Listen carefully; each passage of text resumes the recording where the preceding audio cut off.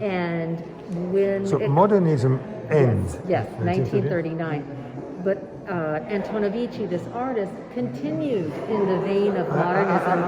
He was a studio assistant to Brancusi for 4 years. And he had this incredible kind of life. So the essence of modernism never left from From his how soul. he worked. Yeah. I think he tried at some times to kind of venture away from it, but it always brought him back. It was sort of a center point. Yeah. See, here he is in Paris. This is Brancusi in the studio, and he worked with him, so he's upstairs. And there's a sort of, I don't know if you're familiar, in Paris, this in Marseille is a very famous art artist area. It's almost like an alleyway.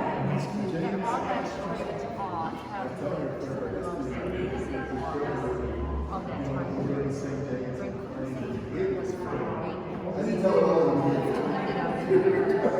And so the fascinating part about this guy, they both didn't know it, but they both grew up in like a peasant village in Romania, very, very poor area. And then when they met each other in Paris in 1947, they started to kind of compare. And Tonovici was adopted into a Jewish family, and that family allowed him to go to the Fine Arts Academy, and he was very, very talented. So he excelled, but he never, had the money. And so there are many churches in that countryside, a lot of Orthodox churches. So that's how he survived in the 1930s, was he would get commissions to do the altars, the carvings. They were enormous, and he created them. And then his quest was to get to Paris to meet Brancusi. And so that's this fascinating. 7 years it took him, because World War II happened. He was in Croatia working in a studio for a very well-known sculptor who had hundreds of artisans. And when he then got drafted in Romania, he went to defer. He came back to Croatia to the studio. And when he came back, a German SS officer answered the door. And he was arrested. And then he was sent to sort of a slave camp for a while. Then he was sent to Berlin imprisoned, and he barely survived. He really was almost at the edge of death within 1 week. And all that was before France, before It Paris. was all before Paris. That's the fascinating part. He kept trying. When he met the German officer, he was so naive. He said, "Oh no, I have nothing to do with any. I'm just on my way to see Brancusi. That's all I'm doing." And they said, "Well, that doesn't matter. Are you going to go fight at the front against the Russians?" And he said, "No, I'm an artist. I don't want to fight anyone, and I don't believe in your dogma. I don't believe in." He could speak German, and when they put him in the slave camp, which is in the Balkans, he took Mein Kampf. They gave it to him. He could read German, and he read it. And there were all these Romanians in that kind of barracks, jail, and they were Nazis. And he read it, and he said, "Have you read this? This is crazy. I don't know what you're thinking, but I don't want anything to do with this." And that's when, he went to prison in Berlin. He just made it out. A doctor came in and told the Germans, "Well, he'll die in a week. If you want to use him for something else, maybe as an artist, then you have to get him out."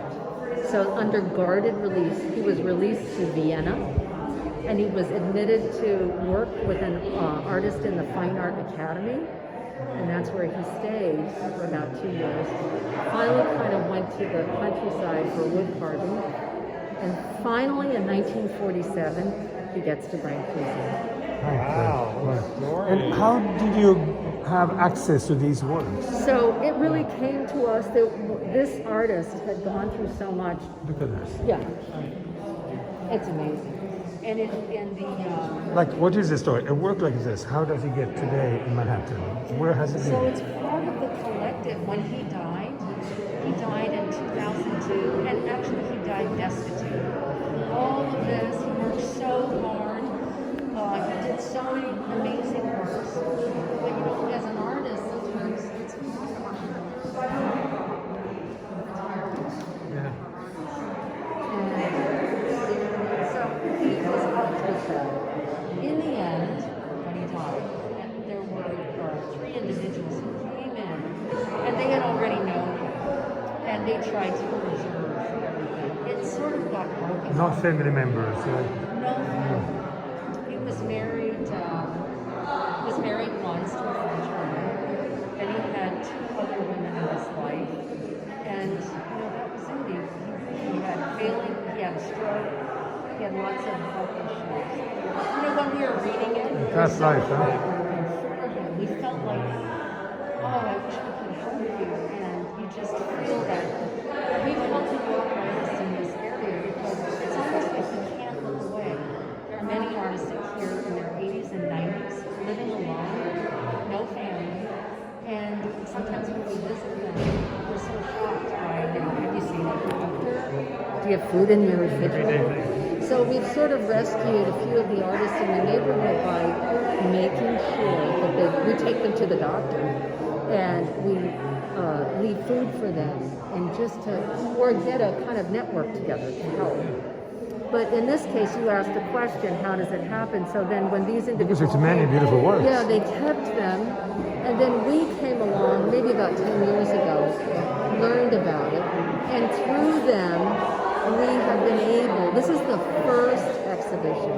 It's the For first. this first one in New York. He's had lots of exhibitions. He was included in the Salon des Indépendants in 50 and 51. That's right when he was with Brancusi, he was there. That's the pinnacle, right?